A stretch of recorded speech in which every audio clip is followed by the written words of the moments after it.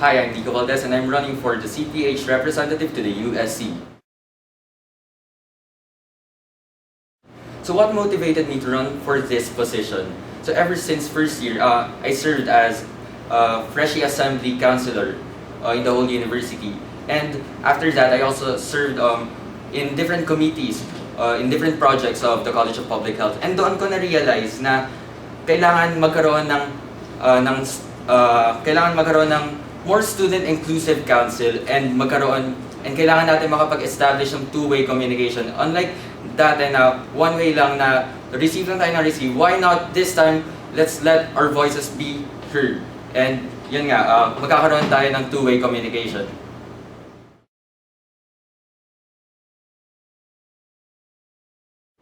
So how will I help in addressing the RSA in the University Student Council? So okay na magkaroon ng na tayo mismo ang mag-i-initiate ng RSA surveillance project na hindi lamang na naka-contain sa College of Public Health, pero isama na rin natin yung iba't ibang colleges kasi ayun nga, nakita naman natin na naging sobrang epektibo ng collective action ng College of Public Health nung social media campaign natin regarding RSA. And why not, let's involve the whole university in this issue. And sa tingin ko magiging posible na magiging mas effective ang mga amendments or ang mga gusto natin iparating sa administration.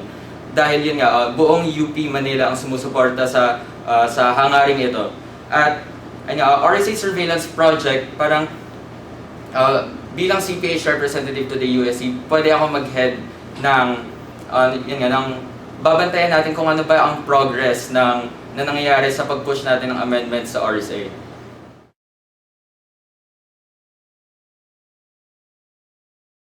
Ay maaari tayo ang magsimula o ang mag-head ng stand ng university sa health-related issues. Dahil yun nga, we are the College of Public Health and we are the Health College of the University of the Philippines, Manila. At sa tingin ko, tama lamang na tayo as future public health professionals ang mag-head nito sa ating university. At ang isa pa, para ma-involve palalo ang BS Public Health students at ang College of Public Health sa University of the Philippines Manila Affairs, pwede tayo magkaroon ng mas consultative na stand on different things o in different issues. Yun nga, gaya ng sabi ko kanina, magkakaroon ng two-way communication. So we would have a more consultative thrust on these issues na hindi lamang ang CPHSE o ang USC ang magde-decide ng stand o kung ano ang gusto sabihin ng buong universidad. Ngunit kami na ang lalapit sa inyo para malaman kung anong inyong mga hinain at kami lang lamang ang magko-coordinate dito at magbubuo para marinig ng hindi lamang ng buong universidad pati ng buong bansa.